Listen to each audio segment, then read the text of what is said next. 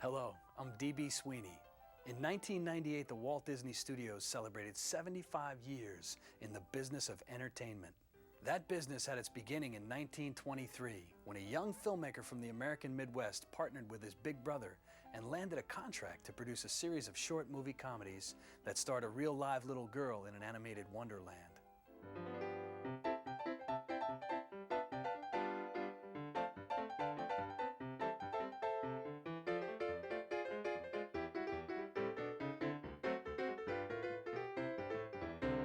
Over the next decade, Walt Disney would continue producing films, innovating in the animation art form, and assembling the greatest collective of artists and craftsmen that had ever been seen.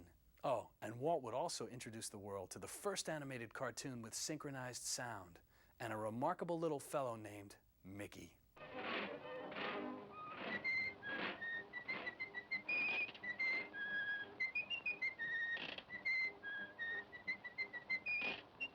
It's hard to believe, but just a decade after these somewhat crude black and white cartoons captivated audiences around the world, Walt Disney would revolutionize animation, and for that matter, filmmaking. And to motivate all that innovation, Walt would once again rely on a little girl in an animated wonderland.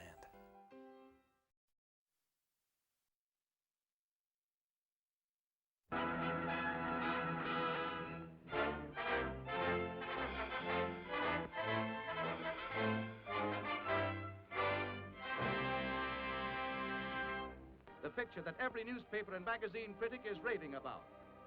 Hear what the usually hard-boiled reviewer of Time magazine says. Snow White is as exciting as a Western, as funny as a haywire comedy. It combines the classic idiom of folklore drama with rollicking comic strip humor. It is an authentic masterpiece. More than 250,000 paintings like these were created by Walt Disney and his staff of artists to make the most daring adventure in the history of motion pictures, with new and amazing characters. Snow White, warm, human, the lovable 7 dwarfs. But let Walt Disney tell you about them himself. Dwarfs' names fit their personalities. This pompous-looking individual is Doc, the self-appointed leader of the group. And this little fellow is bashful. He's secretly in love with Snow White. And this funny face is Sneezy. He has hay fever. And old droopy eyes is called Sleepy. And Happy here with the beaming smile. And old Sourpuss here is Grumpy, the woman hater. And last but not least is Dopey. He's nice, but sort of silly.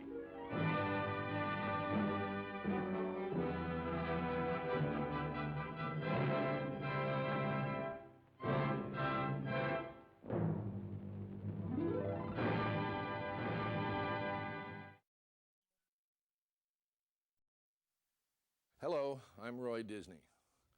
The 1930s were heady times at the Walt Disney Studios out on Hyperion Avenue in the Hollywood neighborhood of Silver Lake. In the world's film capital is the studio that stands as a monument to the great genius of Walt Disney, master of a new form of popular art that has captivated millions of moviegoers.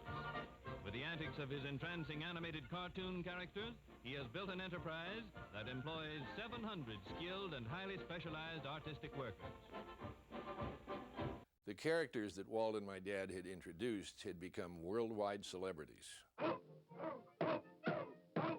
Mickey's pal Pluto, for instance, made his debut in 1930.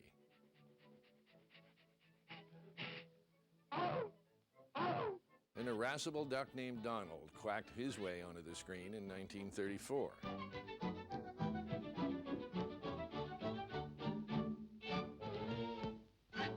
Beginning in 1930, Disney books, comic strips, and other merchandise became part of daily life for millions of people around the world. In 1933, the Ingersoll Watch Company sold the very first Mickey Mouse watch.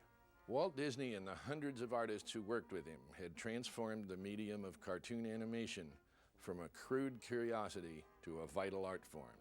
Part of this evolution came from Walt's insistence on technical innovation. In 1932, for instance, Walt pioneered filmmaking in the new full-color Technicolor process and won his first Academy Award for it.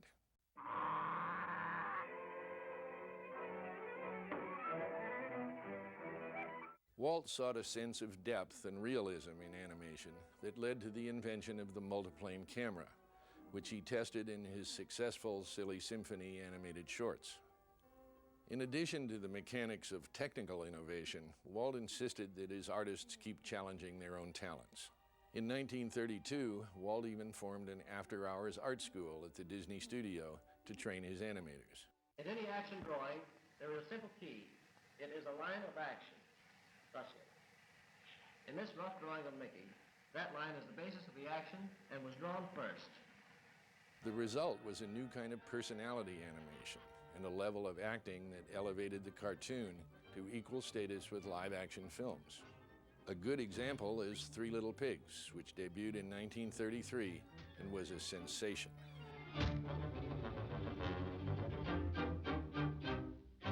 Open the door and let me in! Not for the hair on my chinny chin chin! It went on to win the Academy Award and spawned a hit song as well. Who's afraid of the big bad wolf? Big bad wolf, big bad wolf. This musical success confirmed Walt's instinct that good music was as vital to his storytelling as good art. All of the pioneering work in animation at Disney was leading up to something, and in 1937, the whole world would know what it was.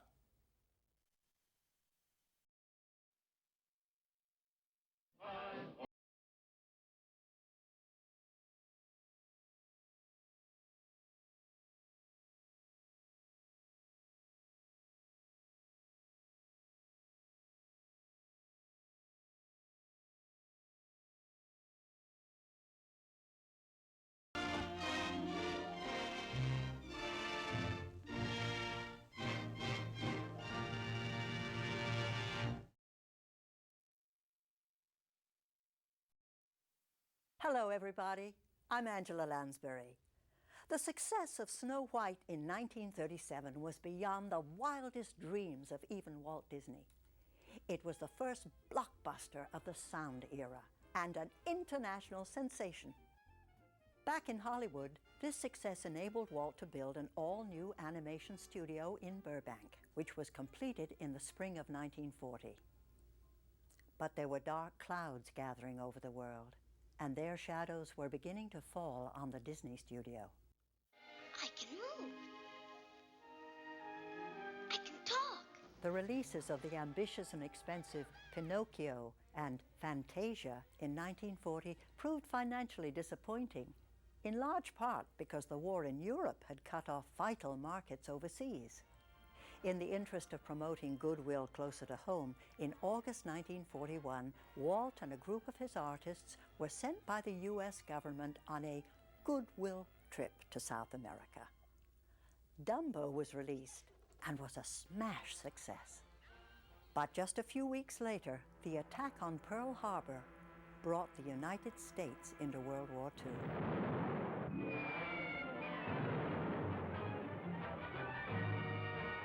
The very next morning, December 8th, 1941, the U.S. Army moved onto the Disney studio lot.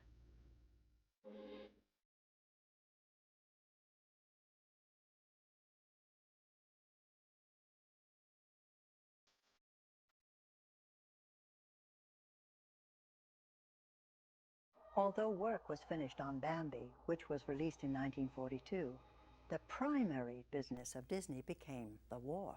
In Hollywood, Walt Disney has turned over almost the entire facilities of his studio for the production of Army and Navy instructional films, some of them involving closely guarded military inventions and techniques. Let's go with Navy Project 648, Sequence 1. Let her roll. Military insignia, training films, and morale-boosting propaganda became the business of Disney. It's no surprise that this wasn't a very profitable business. And as the Disney bank accounts dwindled, Walt and his brother Roy began to feel a little panicked. The Disney studio needed a big box office hit. Roy realized that they had a film that could make a return. There was a whole new generation of filmgoers who had never shared the adventures of Snow White and the Seven Dwarfs.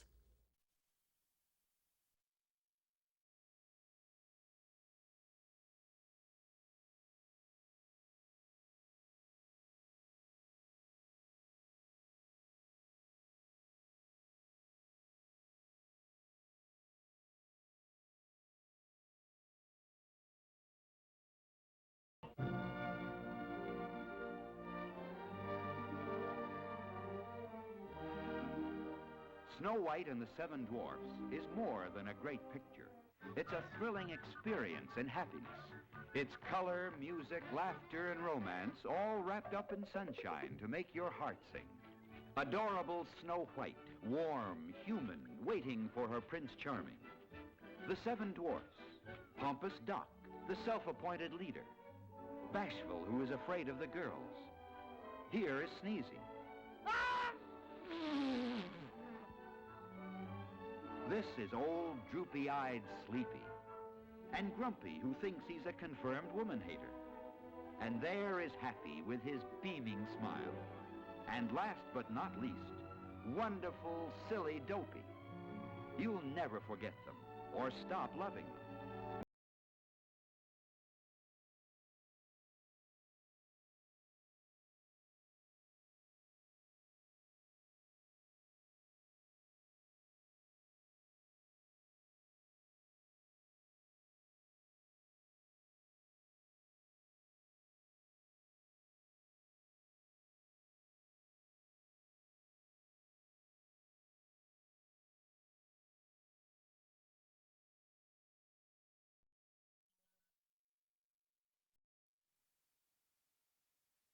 Hello, folks. I'm Fess Parker. The theatrical re-release of Snow White in 1944 had reversed the declining fortunes of the Disney studio and established a tradition of reissues of all the Disney animated features. Am I glad to be a citizen of the United States of America? Disney had survived the war years, and Walt continued to move forward in his expansion of the definition of Disney. 1950 saw the release of Treasure Island, Disney's first completely live-action feature. You've got the word of Long John Silver. That year also marked Disney's debut in the new medium of television with 1 Hour in Wonderland, the studio's first television special. Television? Whoa, steady, old boy. Take it easy. Television? Ha! I have never been so insulted in all my unborn days. When Snow White returned to movie screens in 1952, she again proved to be the fairest of them all.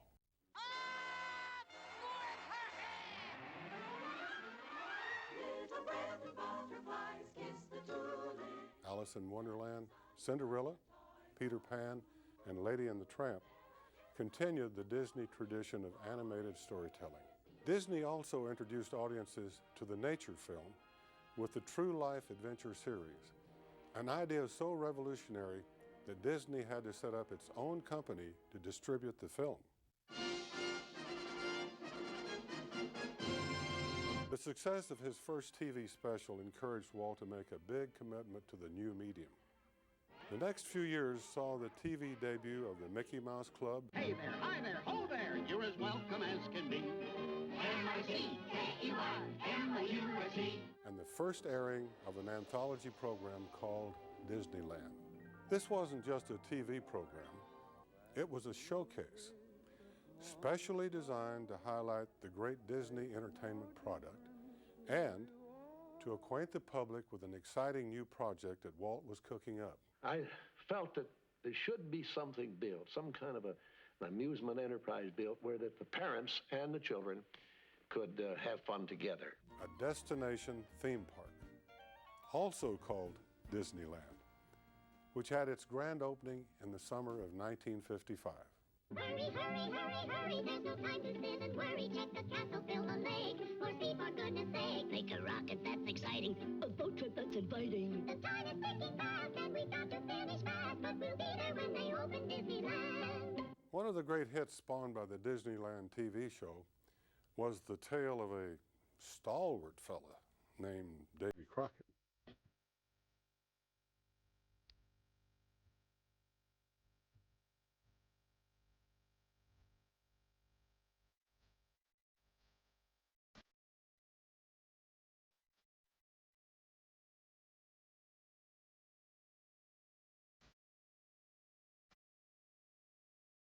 His television adventures caused a national sensation. Out of the night, when the full moon is bright,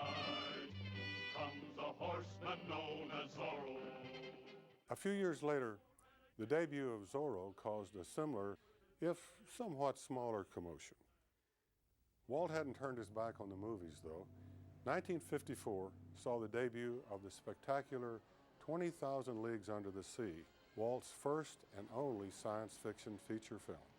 As the decade wound down, production was underway on another ambitious animated feature, Sleeping Beauty, as well as The Shaggy Dog. Shake on it? Certainly I'll shake on it, Wilby.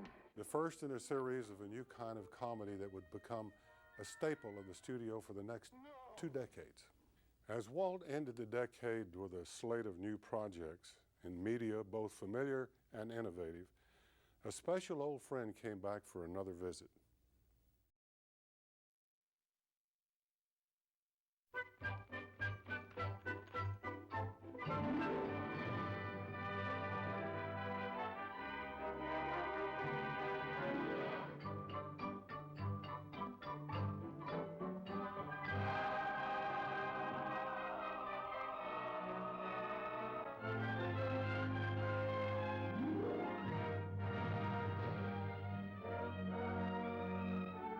It's so charmingly different from anything the screen has ever known.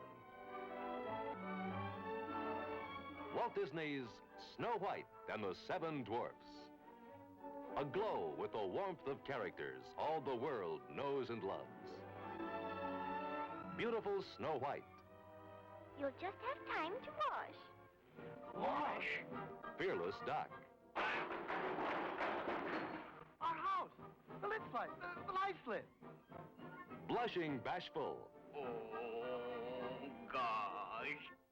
Explosive Sneezy.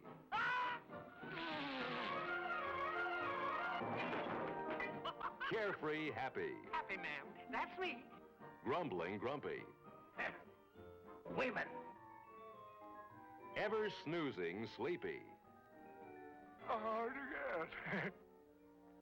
Lovable Dopey. And there's Prince Charming. The Heartless Queen. And the Wicked Witch. Have a bite.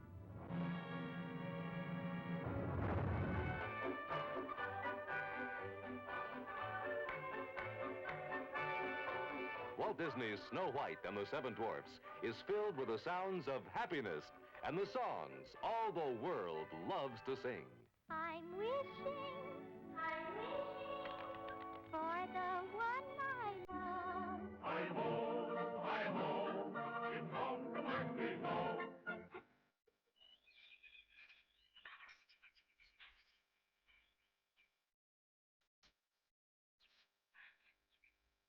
Get your hands from the water. You start and you stop and go.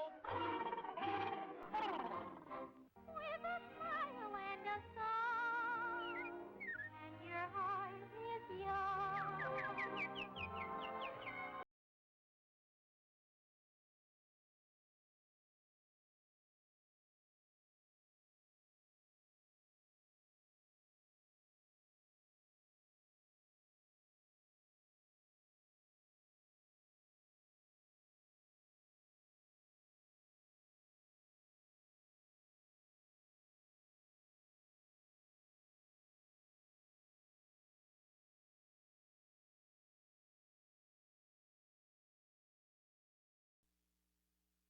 Hello, I'm Robby Benson. The Disney studio started out the 60s with a box office bang. According to the show business newspaper Variety, Disney had 3 of the 5 top-grossing films of 1961, The Absent-Minded Professor, Swiss Family Robinson, and The Parent Trap. Walt continued his commitment to new technology by taking the lead in presenting his weekly TV series in the new medium of color television, changing the title to Walt Disney's Wonderful World of Color. This whole program is being seen in color. Huh, and that's a lie. You know that's a lie, because only the people with color TV sets is seeing it in color. What plans for the future do you have at Disneyland? Well, there's a little plaque out there that says, as long as there is imagination left in the world, Disneyland will never be complete.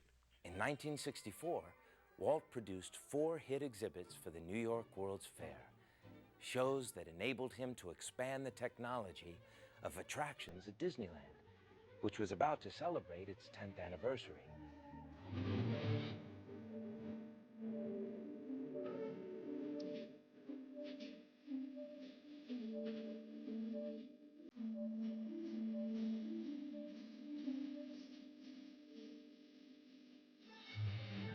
In late 1964, the studio released what many considered Walt Disney's crowning achievement in movie making. The film was a huge critical and commercial success. It became the #1 box office hit of 1965, and it was nominated for 13 Academy Awards. It won 5 Oscars, including Best Actress for Julie Andrews. Oh, it is lovely. I know you Americans are famous for your hospitality, but this is really ridiculous. And Best Song for Chim Chim Cheree.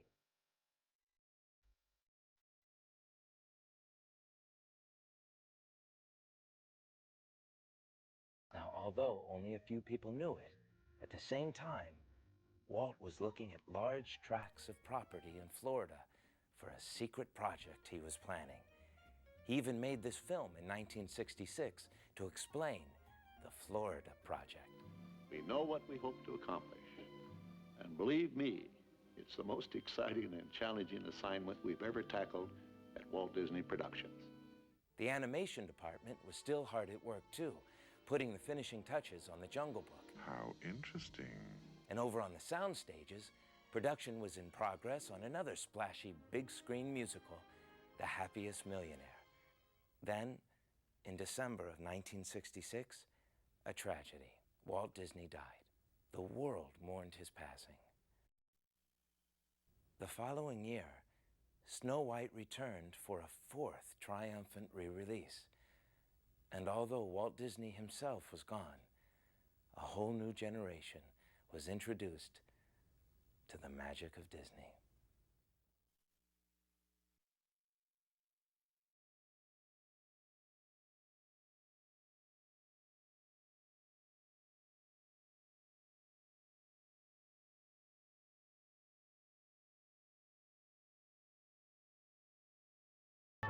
Once again, for your entire family, the lyrical, light-hearted entertainment of Walt Disney's Snow White and the 7 Dwarfs.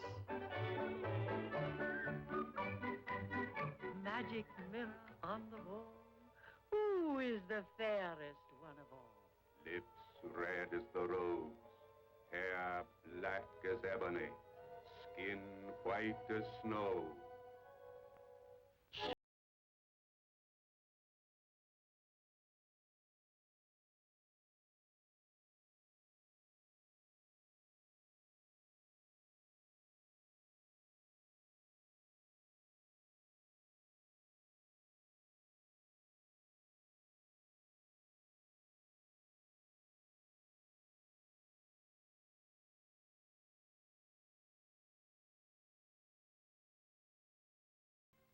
Here's Doc. Why, yeah. And Bashful. Oh. Sleepy. Hard to get. And this must be Sneezy. Happy? That's me, and this is Dopey. He don't talk none. You mean he can't? He don't know. He never tried. Then, too, there's the terrible witch. Have a bite.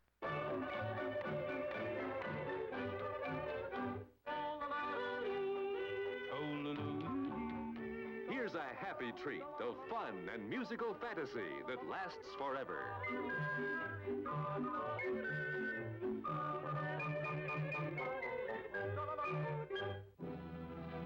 Enjoy this delightful experience in happiness. See Walt Disney's Snow White and the 7 Dwarfs.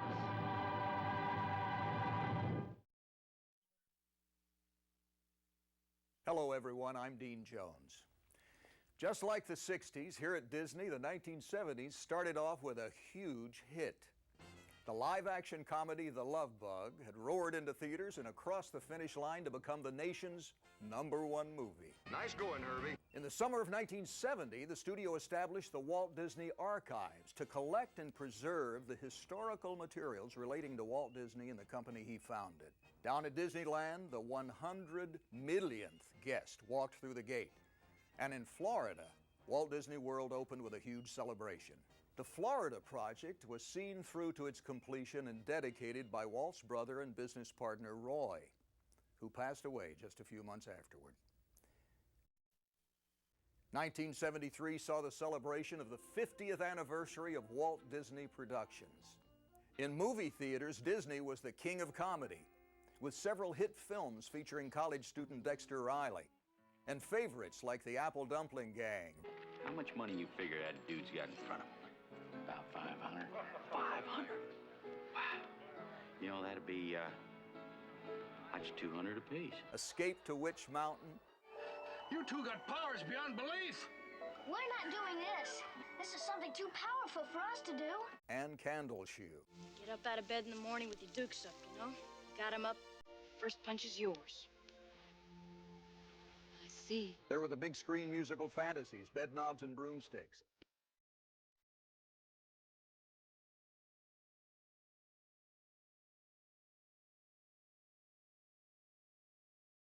Pete's Dragon.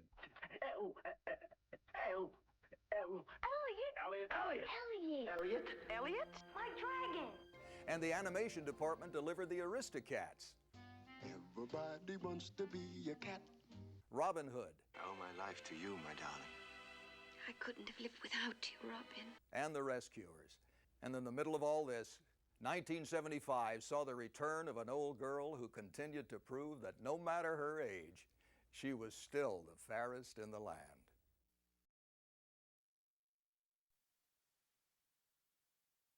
Hi everyone, I'm Jodi Benson. The 1980s will long be remembered as an era of optimistic growth and aggressive investment. And the Disney studio was certainly in rhythm with the times. The decade began with booming business in the Disney parks. Disneyland celebrated its 25th anniversary in 1980.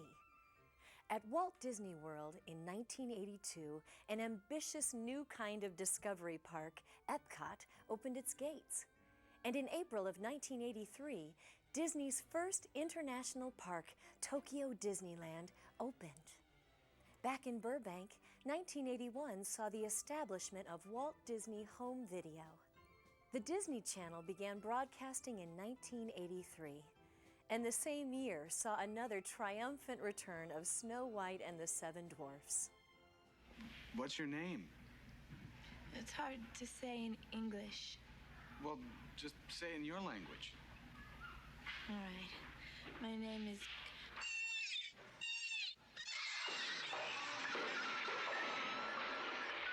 1984 saw the release of Splash, the first movie under the studio's new Touchstone banner, and Donald Duck celebrated his 50th birthday.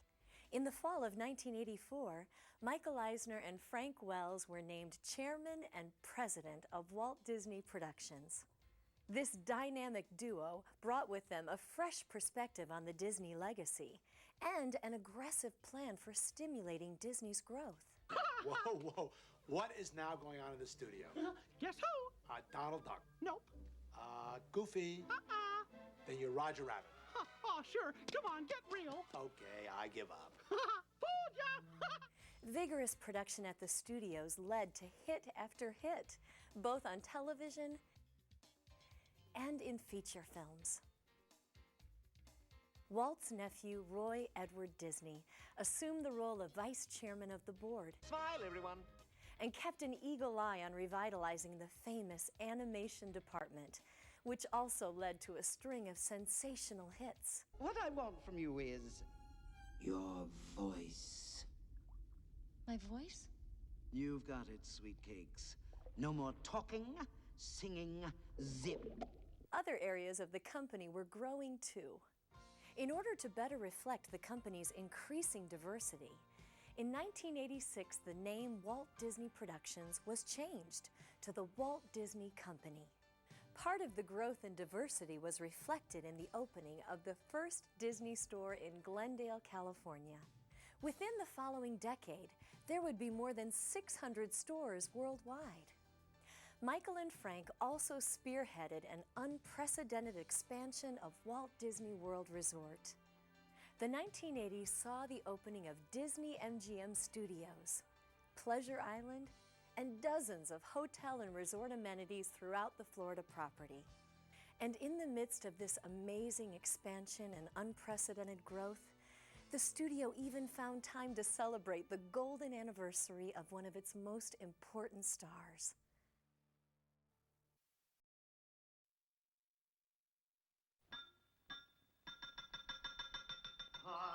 Coming this summer to theaters everywhere. Hey, look! The motion picture event of the year. What is it? Why, it's a girl. The 50th anniversary of Walt Disney's timeless classic, Snow White and the Seven Dwarfs. Come celebrate with the fairest of them all, the merriest of them all, and the scariest of them all. It's the golden anniversary of Snow White, Sleepy, Doc, Bashful, Happy, Grumpy, Dopey, and Sneezy. We gotta save her! Whether it's your first time or your 50th, now is the time to experience the magic of the most beloved animated motion picture of all time. A true story. A love story. Where we will live happily ever after. Walt Disney's classic, Snow White and the Seven Dwarfs. Opening July 17th in 42 countries worldwide.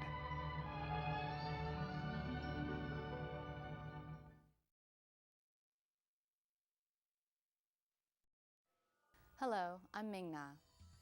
The 1990s continued the expansion of the definition of what was Disney around the Disney studios. Some things would succeed, others would fail, but all would be attempts to keep Disney vital, important, and moving ahead. New Year's Day of 1990 saw the beginning of Hollywood Records, and the following year saw the first book from Disney's new publishing group, affectionately named Hyperion.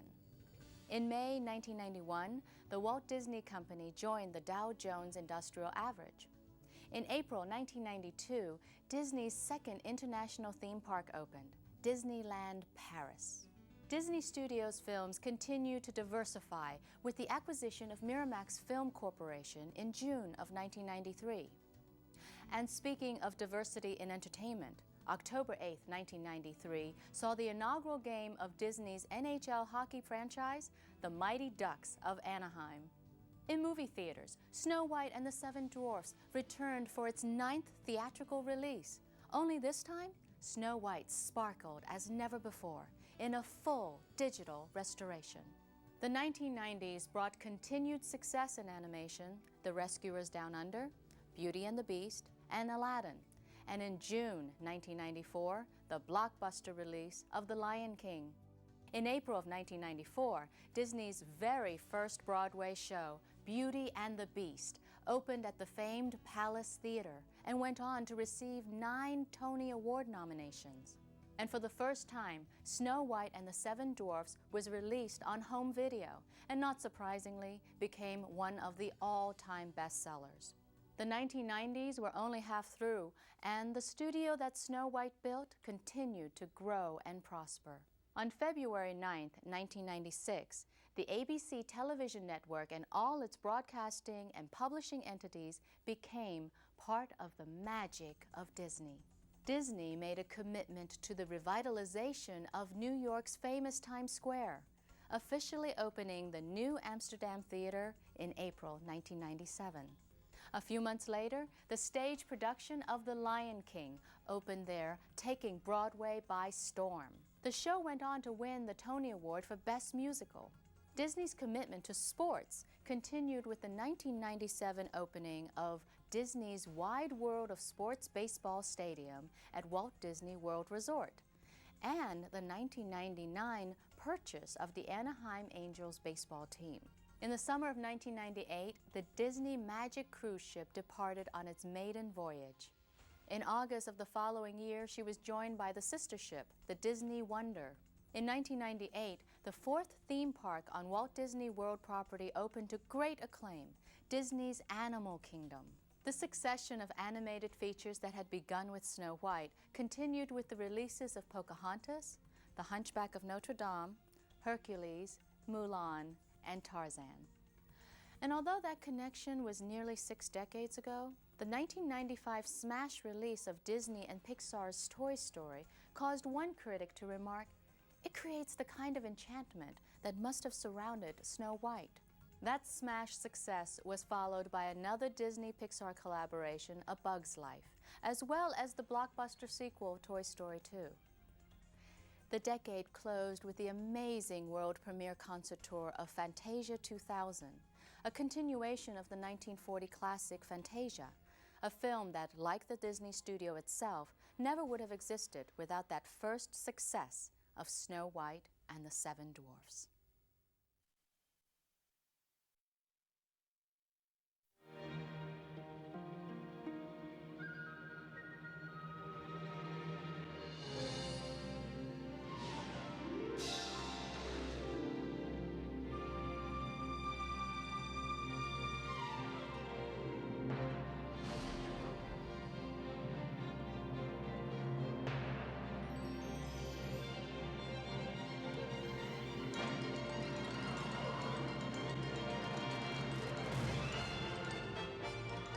The greatest animated motion picture of all time is back in theaters.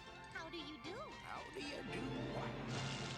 Snow White and the Seven Dwarfs. The Queen! Snow White! We gotta save her! This summer, come celebrate the wonder, the romance, and the magic of Walt Disney's all-time classic. We will live happily ever after. Snow White and the Seven Dwarfs, still the fairest of them all.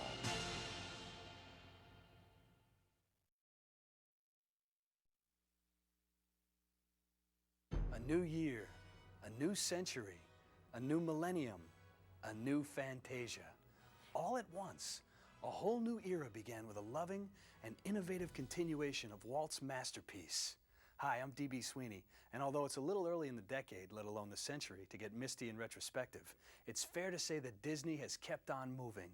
In March of 2000, Disney's third Broadway musical, Elton John and Tim Rice's Aida, opened to thunderous public acclaim. Stand together! Walt Disney Feature Animation continued the legacy of innovation and variety in animated filmmaking with the release of the computer animation epic Dinosaur, the wildly comic Emperor's New Groove, and the science fiction adventure Atlantis. You think football is fun? Yes, no. No? Sir, well, it was fun. Not anymore, though, is it? Is it? No, not by now. No, it's not fun anymore, not even a little bit.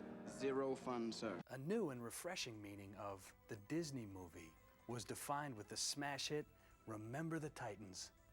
Down at Disneyland, a whole new destination resort premiered with the opening of Disney's California Adventure and Downtown Disney. Walt Disney Home Video exploded into a whole new home entertainment medium, the DVD, with blockbuster releases of A Bug's Life, Tarzan, Toy Story, and Fantasia. And now, in a whole new era, and at the beginning of a whole new medium, we find an old friend who remains as young as ever, the one that started it all, and still the fairest of them all.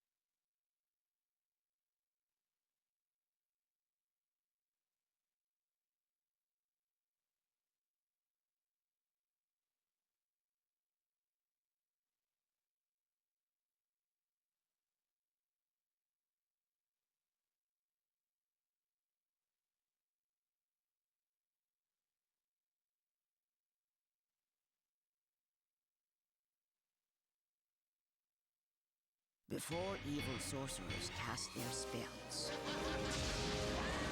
Before perilous rulers would be kings. Before wicked witches ruled the sea. There was an apple. Dip the apple in the brew. Let the sleeping death seep through. The one that started it all. Make a wish. I wish. And take a bite. Then I'll be fairest in the land. Snow White and the Seven Dwarfs. Now available on Disney DVD and video. Through wind and darkness I summon thee.